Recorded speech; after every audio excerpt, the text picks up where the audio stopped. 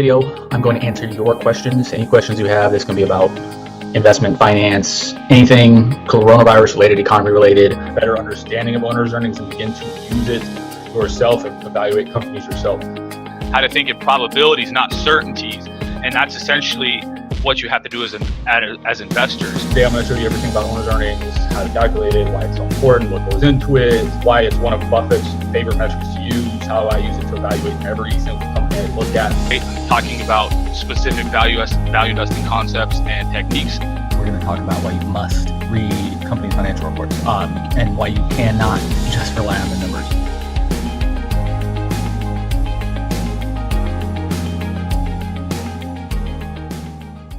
Now, to education. I talked about this in one of the lives too. I am completely self-taught. I admit that I am biased against universities because I couldn't go. I had to learn everything myself. I don't think most college is necessary anymore because of these reasons. You can learn exactly these videos right here, YouTube, books, online courses, whatever. You can learn from universities like Stanford and MIT. They have free online courses. I don't think university is necessary anymore. I've thought this for a while, and again, I think this is going to accelerate it. Colleges and universities in the United States, at least, are announcing that next fall already, when classes start again, some of them will be online only. So I think universities will suffer enormously from this.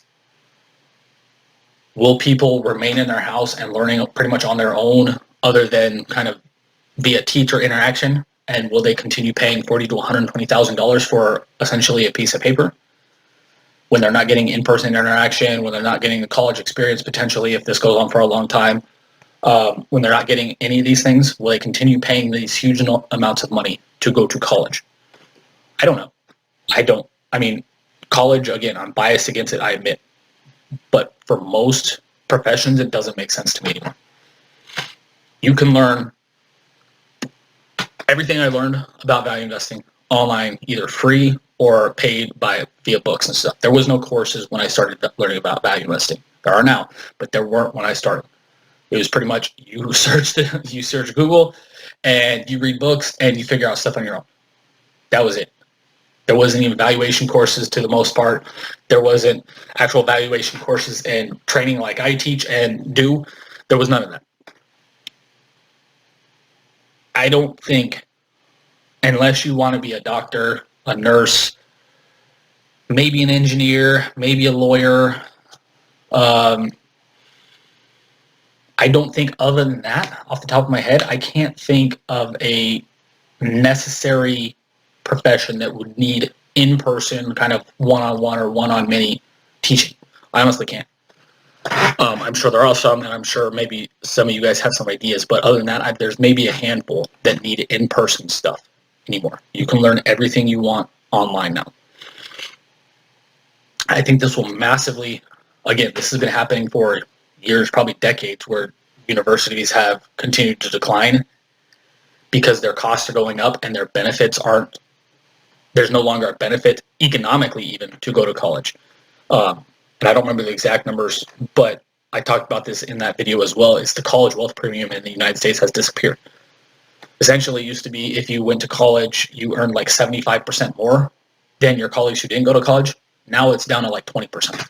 So there's essentially no college wealth premium because the costs keep going up while the real education, like what you and I are doing, is catching up rapidly. And it's probably surpassed in many cases the education you can get in university. So again, I admit I'm biased about this, but I don't see how this is going to be fixed for universities. I really don't. Are people going to be willing to pay $40,000 to $120,000 for essentially a piece of paper without getting the college experience?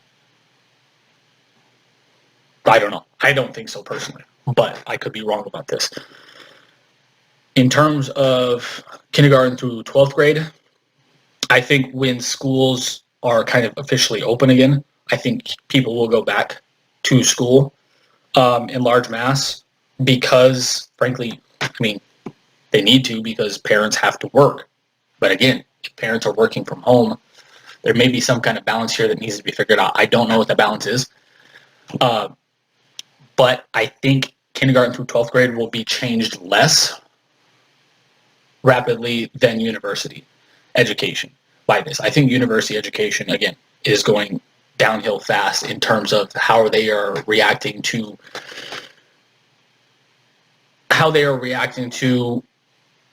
the online trend. I think they are reacting horribly. Why? Because they want to protect themselves. They want to protect their money they're getting, of course. I think college will be transformed rapidly. I don't think that will happen in kindergarten through 12th grade, frankly, because, again, parents will either go back to work or they'll be working from home and they won't be able to help their kids as much. This is kind of an emergency situation we're in, and luckily my mom and dad live with us, me and my wife, so my mom and my wife typically help the most for my daughters. I help on some things, but they help the most in terms of the everyday kind of teaching and stuff and the projects and the work they have to do. But if my mom wasn't here, I don't know how we would do it, because frankly, I can't stop doing meetings. I can't stop consulting with people. I can't stop writing for investment newsletters. I can't stop doing this stuff or I stop getting paid. So many people are going to be in that position as well. So I don't know how that's going to work from kindergarten through 12th grade. And frankly, maybe after all this, we'll all want our kids to go back to school anyway. So who knows? That's August is a long time from now, especially since kids have been out of school since, again, mid-March where I live. So I think this will also change the kinds of jobs people will have and kind of pursue. I think people will go less to the soft sciences, I guess is the best way to put it, liberal arts type of stuff. They will go more to engineering, science, agriculture, farming, engineering, nursing, doctors, scientists possibly. I think this will change how people work as well, because if you like your job, but it's not quote unquote essential and it goes away, let's say this coronavirus doesn't go away for 18 months. Completely, it doesn't go away for 18 months. Just kind of floating around. People cannot survive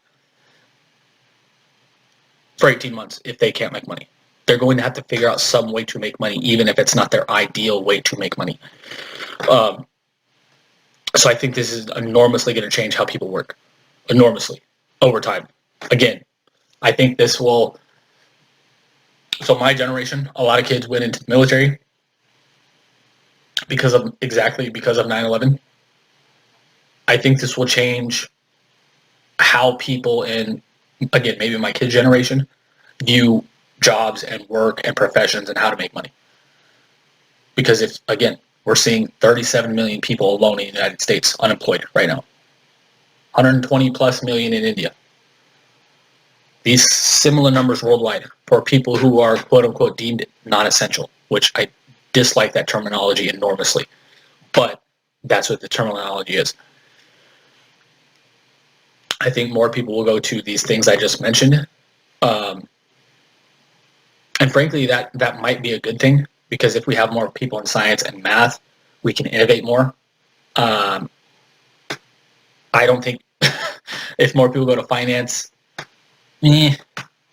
that's probably a good thing. If more people have financial knowledge, that's an even better thing. More people, if we have more engineers, we have better infrastructure. If we have more nurses and doctors, we have healthier people. So I don't think this is necessarily a bad thing. I just think it's what's probably going to happen. We'll definitely have more online teachers too. I guarantee that. Especially if schools aren't back in operating kind of normally by next fall, you're going to see a boom in online teaching. People who can help kids go through this stuff.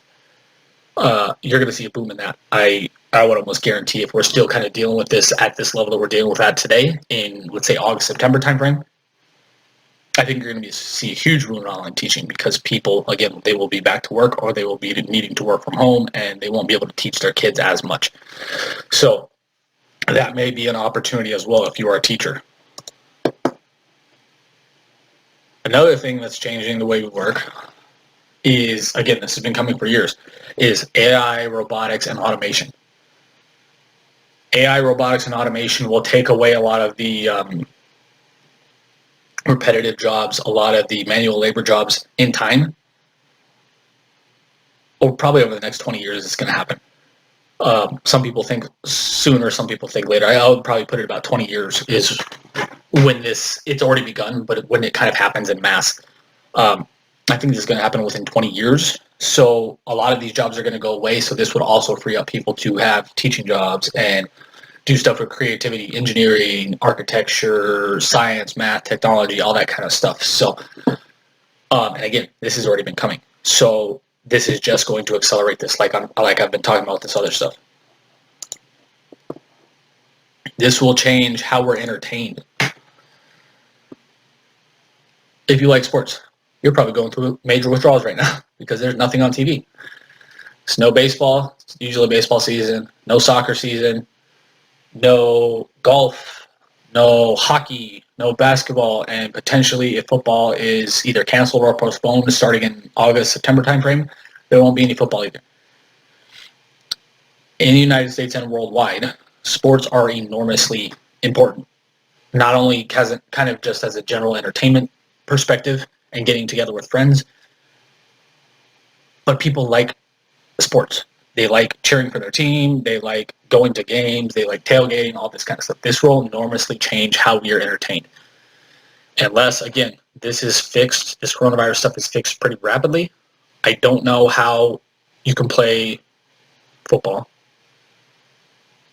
or at least go to a game in person or tailgating. Basketball, hockey, soccer. I don't understand how you would do that. Same thing goes for theaters. Are you going to feel safe? I'm not a germaphobe, but I wouldn't feel safe right now getting on an airplane or going into a theater where you're kind of in a closed down area with a bunch of people. And I'm not a germaphobe. And I wouldn't feel safe doing that. Will people feel safe doing that in 6 months? Will people feel safe doing that again in 12 months? Don't know. More, again, this is where things like YouTube and Netflix and Hulu and Amazon Prime have huge advantages. Disney Plus, huge advantages. Because people still want to view and watch content and be entertained and take time off and relax and whatever. You just can't do that in person right now. So how long this lasts kind of depends on how much this will change how people do things. But again, you can do pretty much anything you want with your phone. As long as there's content out there, again, YouTube, for example, enormous. There's pretty much an endless stream of content on YouTube that you could watch. This is going to change even all the way down to like family barbecues, family birthdays, graduation parties. When are people going to feel safe doing those again?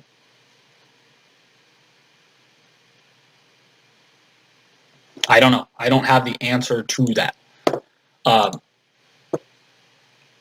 Travel. When are people going to feel safe going, even just let's say driving? U.S. summer driving season. Usually people take off from school and drive around the country. Can we even do that this summer in the U.S.? Are people going to feel safe doing it, even if you can? These kind of things are going to have massive impacts on airlines, on car sales companies, car dealerships, on gas prices, on hotels, restaurants, travel agents, tourist companies, or tourist attractions, sorry. All of these things are going to have massive economic impacts if this massively changes how we do things. Again, I don't know what the answer is, but this is what's going to happen if stuff doesn't get back to normal.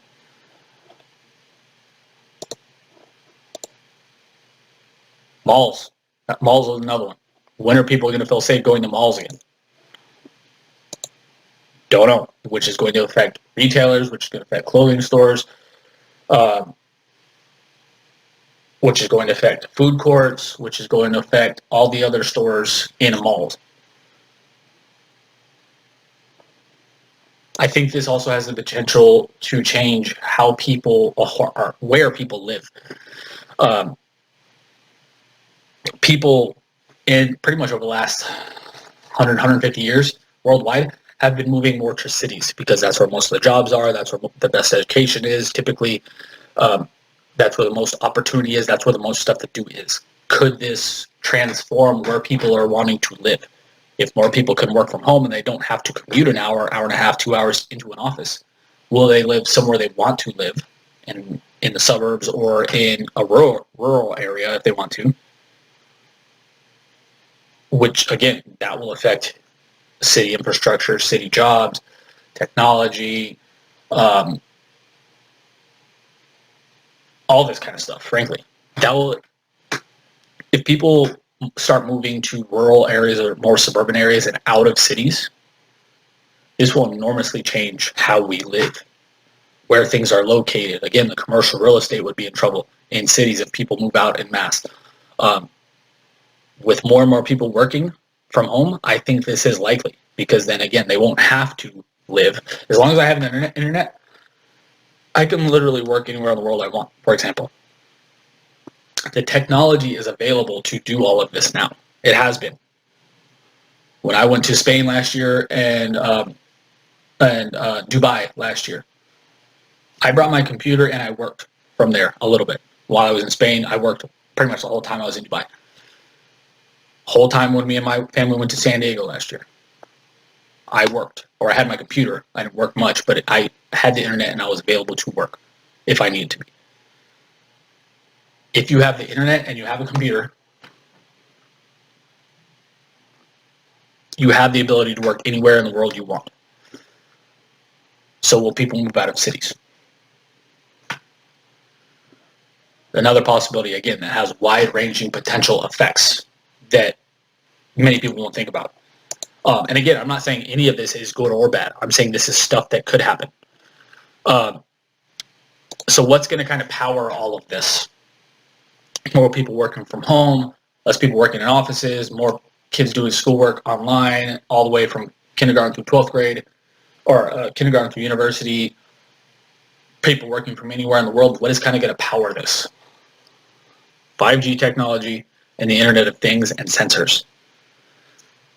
So again, I'm a science and sci-fi nerd, so I've studied this stuff on my own, but I work for an investment newsletter, and one of my duties is to study the 5G Internet of Things sensor arena for potential trends, potential stocks, stuff like that. And again, this covers things like automation and robotics and AI as well. This has been happening and building for years. The jump from 4G to 5G, 4G is where we're at now, most of the world, 5G is where we're kind of going and building towards, is alleged to spark another industrial revolution because of how much data and information people will be able to learn and stream and do online. Again, this has been building for years.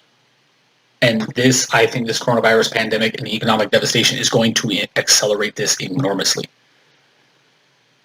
This is all going to be powered by 5G technology. The world is building out 5G infrastructure right now, or upgrading 4G infrastructure in some cases, and then building out and upgrading to 5G infrastructure in some cases, completely building those out. 5G will lead to more reliable internet. Depending on which source you read, could lead to internet for every single person in the world, depending on how it's kind of structured, how it's built out. There are an estimated about 1 billion, 1.5 billion people on Earth who still don't have regular access to internet. That will lead to enormous increases for these people if they get internet and internet access and computers. Enormous improvements in their lives for these people, which will help the economy, which will help build more companies, which will help people find jobs and produce stability for their kids and their families. This is all great. This will also lead to stocks that are winners, investments that are winners, companies that are winners, and people being happier if they want to work at home, all that kind of stuff. This will, again, have wide-ranging effects. Here pretty soon, another thing that 5G will be powering is what's called the Internet of Things. Essentially, microchips being in everything. And I'm trying to find an example right now. I don't have a shoe or anything right now. But for example, let's say you have a running shoe and you're running. pretty soon microchips and microprocessors will be in everything, and sensors will be in everything. So if you're running poorly and you're not running in optimal form and you are about to get hurt, this is one example. The shoe could tell you, again, via an email or a text or whatever, however you set it up, that what you should do to correct this. If you don't correct this, you're probably going to get hurt. Preventative stuff. Another real world example that we're dealing with today is people could be injected with biosensors. Again, this is scary stuff to some people, but this is probably what's going to happen for people that opt in. They could be injected with, say, a microchip on their arm. If they start showing symptoms of coronavirus or a flu or another kind of virus, it could automatically send you a notification to either yourself or your doctor or whatever that, hey, you might need to be checked out. Smart cities are coming. Rerouting traffic so there's not any, or as much, rush hour traffic, which will increase fuel efficiency, which will increase or lower gas payments, which will lead to less pollution, which will lead to less anger from people having to deal with traffic. Smart cities and smart traffic lights are coming. AI robotics, we already talked about. Robotics specifically in warehouses. Amazon uses a lot of robots already. They are working in concert with humans to make things more efficient, make things better. They're not taking people's jobs. Actually, Amazon is increasing the amount of humans that it's hiring as they increase the number of robots in their factories, because the robots need the humans to work at all. And with the robots working with humans, it allows people to work more efficiently, so they're allowed or able to hire more people to do more stuff. Again, all great stuff. This is all 100% coming. Telehealth is another one that's going to be huge. Again, I talked about this a little bit earlier. Doctor's visits via a video call or a phone call, it's going to become a reality because of, again, these things, sensors, 5G, and because we're going to have literally everything in time, is pretty much everything is going to have some kind of microprocessor in it. This is all going to need to run on the internet, which is going to need or require higher bandwidth, which is going to require 5G networking or network capabilities. Faster internet, more reliable internet, enormously faster internet. This, from my studying of this over the past several months as I've been writing for the investment newsletter, this is going to be similar to the jump from dial-up to broadband internet. If you are my age or around my age, you remember how enormous that jump was. You could download, instead of taking literally days to download a song, it took seconds. This is going to be a similar kind of jump from everything I'm studying. The jump from 4G to 5G is going to be a similar jump. And this jump is going to include things, again, like sensor, AI, robotics, that are going to enormously probably improve, in most cases, improve our lives.